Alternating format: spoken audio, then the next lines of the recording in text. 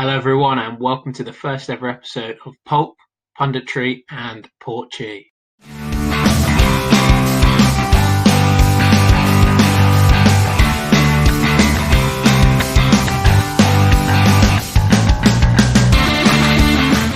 Welcome everyone. Hope you had a fantastic weekend and Father's Day. My name's Lewis and I head up the Arancione, which is the official AFC Portchester Fans Group. Really excited where time allows over the coming weeks and months to be able to bring you some interviews with players, staff and all the developments at AFC Portchester from a fan's perspective. The club is still going to be doing their thing in terms of media and that's going to be quite exciting. That's where you're going to find your main official news for the club.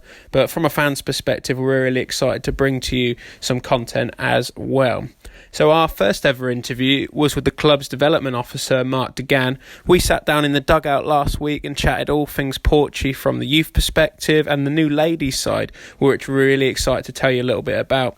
So here's me and Mark a week ago, sat down in the dugout, chatting all things Portchy. Enjoy. Yeah, good. So Mark, how's lockdown been for you? For me personally, it's been a normal day for me really. It's been, I work at QA Hospital, so it's been quite challenging, but so I've not really been in lockdown since it started, to be fair. It's been challenging for me at the hospital, but you know, everybody has got a job to do and love doing it, so great. Awesome. Not so good on the football side of it though, because you can't get no football. No, exactly, we're all missing it. Yeah. So on that topic, I guess, of football, obviously there's a diverse range of opinions out there. With should the season have finished at the top level of the game? Obviously the non-league season ended. Like, what are your thoughts on how it ended? Do you think it was premature, or was it the right call? What are your thoughts on that? I think for me, especially where I work, and seeing some of the things that have gone on. Cats nailed it really a couple of weeks ago when he said, let's get over it now. Let's the decisions have been made, right or wrong. We've all got, and you're quite right, we've all got our own views on it. But no one really knew at the time what we were up against or what was going to happen with the pandemic. So decisions were made, and we just got to abide by it and get on with it. We've had a good season, and Cats will tell you that. But come to a premature end, yes, probably at the wrong time for us. But we can take satisfaction from where we did finish. No, absolutely. Yeah, no, it's strong. Yeah. So I hear it's exciting times for the youth section at the club. Obviously, we've seen a lot of it on social media, on the website. Just wonder if you could talk us through what's happening in the club. What should we expect next season? So next season, we're talking two bits, because I know we want to talk about players as well. So for me, the youth section was something I was brought into as a football development officer to make sure that from mini soccer age from 6 through to 16 we've got a good pathway. So I've introduced two phase leads into that, one for the foundation and one for the development. So you've got Peter Sanderson and you've got Andy Thompson look after all of that. So they'll be looking at players and coaches and bringing them into levels up to youth development. Now in youth development I put into introduction last year.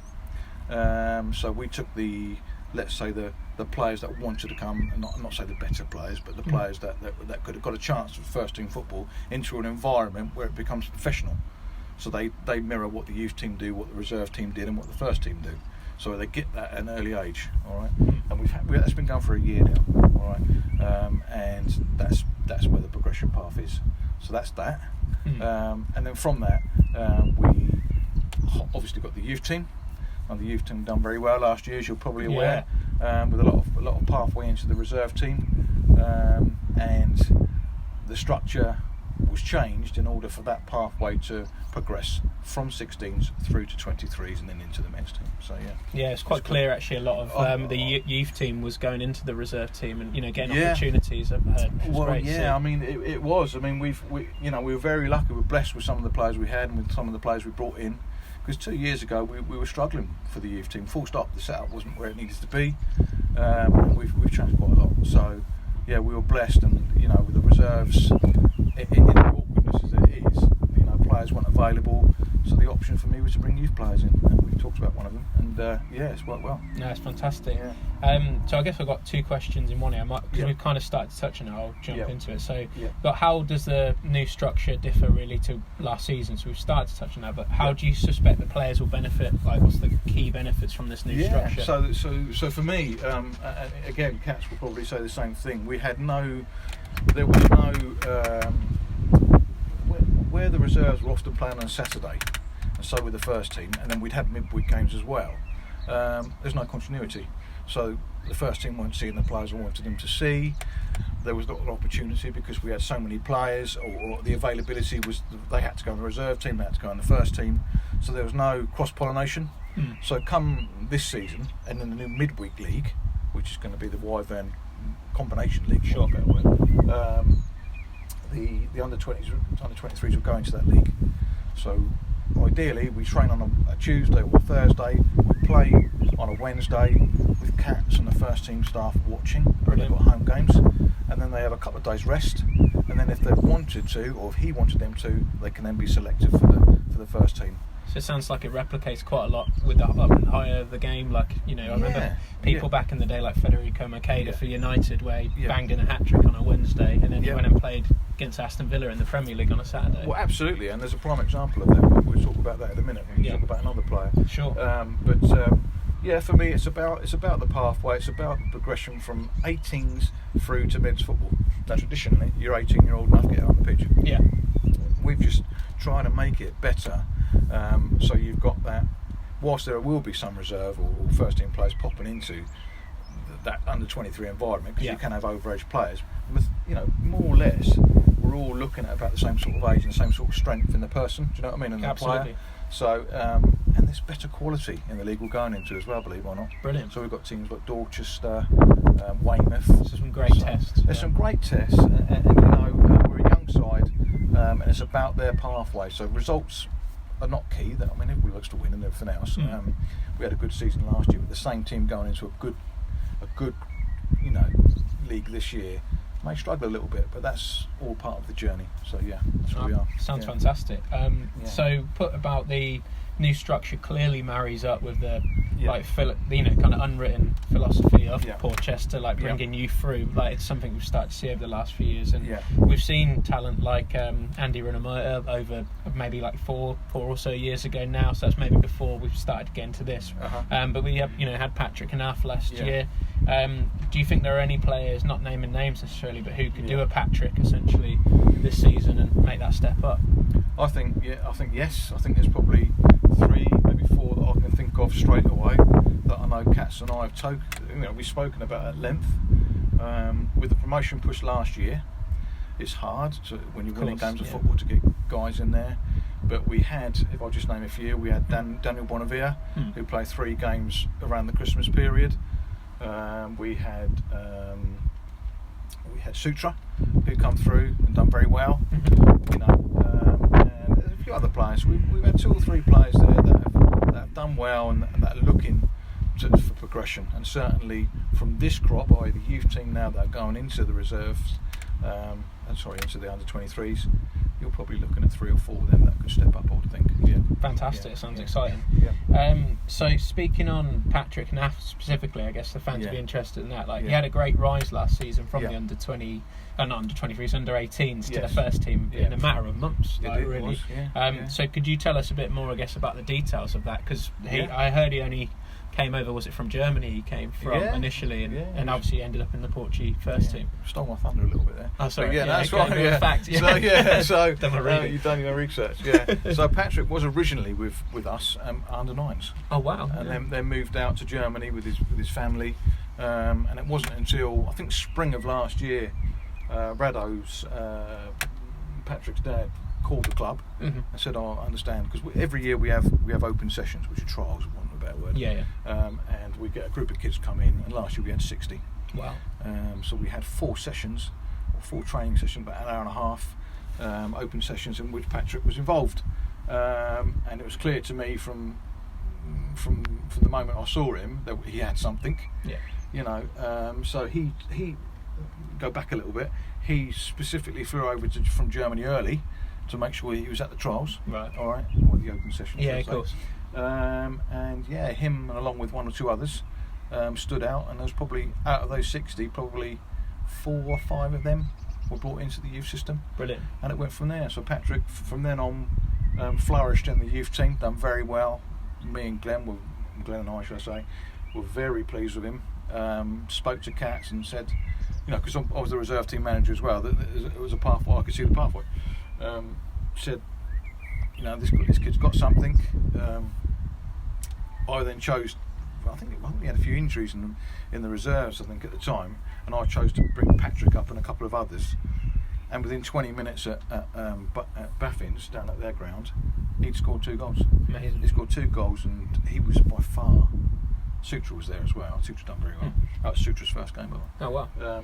He just stole the show, and he was just a different class. I got onto the phone after to Cats and said, "Look, you've got to do something with him. At the end of the day, he's better than what we got here, and give him a chance, please."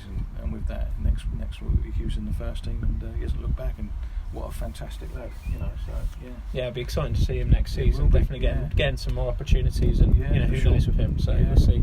Yeah. So it's also exciting to hear we've got a ladies team again now for next season. So what are the plans with this going forward? Like, obviously it'd be interesting for the fans to hear a bit more about this. Yeah. So for me, first of all, ladies, I touched on that earlier when we were talking. It's been part of my life now for the last 10 years. I started at Portsmouth in the development area of the game with the ladies back in 2010. Went over to Fleetlands with the team, and then we brought that team, and that team had gone to Southern Region, which is probably 6 or 7 steps higher than this team will go into. All right, so we're travelling to Milton Keynes and all these sort of places, and performing well. We then come to Portchester, had 3 good seasons there, and Charmaine True was our top scorer then, who's now playing for Portsmouth. Yeah, leading the line now. And it come to a stage where the commitment levels from the ladies were getting older and everything else, and we didn't have a pathway then for girls football. So we chose to stop it. I think 2017, I think it was. And then Sophie and I, my wife, who's now at Fareham, the girls section. We got it off the ground, and first summer we had I think 80 kids out there. Amazing. All right. I then had what was the under 13s or under 12s as it was, and I brought them through now to under 16s, and they're playing in that under 17 or under 18s league next year. And that's their pathway really into ladies football. Now it's come a year early, really. My plan as development officer was to have the ladies next year, but I had 2 or 3 phone calls in the summer asking whether they would accept a group of girls, ladies, and it went from there. So I've got a squad now of, and I'm going to manage that as well. I've got a squad now of 17 players, which I'm going to start announcing on Twitter over the next couple of days. I'll watch this space. And also I've got 5 or 6 from my current under 18s that would be looking to step into that, so the pathway's there for that. So it's very exciting, and we want to go as high as we can go really, and be as best as we can be. Look, we all do. So. Absolutely. I think what's really refreshing is just to hear the fact that there is that pathway there. It's not just look, we've got a ladies team. It's quite clear that it's promoting from locally, and there's the opportunities there for people to get involved. Absolutely. It's really pleasing to see. Yeah, good. Yeah, it's good. So touching on the first team then, just quickly, what do you make of the team Cats has assembled so far? Again, we don't know really when it's going to start this season. Who knows? But what are your thoughts on that so far? I mean, you've got to say he's made some terrific signings, hasn't he? Absolutely. He's. I know majority of it. I mean, first of all, he's managed to retain sort of 10, 12 players from last season that have done so well, including Patrick and all the rest of it. That'll be crucial, really. I think so. You've got the makings there, a really good squad, and with the 5 or 6 additions he's brought in, along with Josh, I think it was, one who played for last season. I think he's got a terrific squad, and captains all over the park now for me. Yeah, match winners, captains. I think that's what we hope. Yeah, all of that. So that, and with a few of the others that we hope to bring in, because it's a long season. You have injuries, and you need to have that facility to bring people in and out. I think he's got I think he's got a really good chance, and the bar's going to be set high, and I think Katz knows that, and we'll do his utmost to make sure that the club's in the right position. Brilliant. So great, yeah.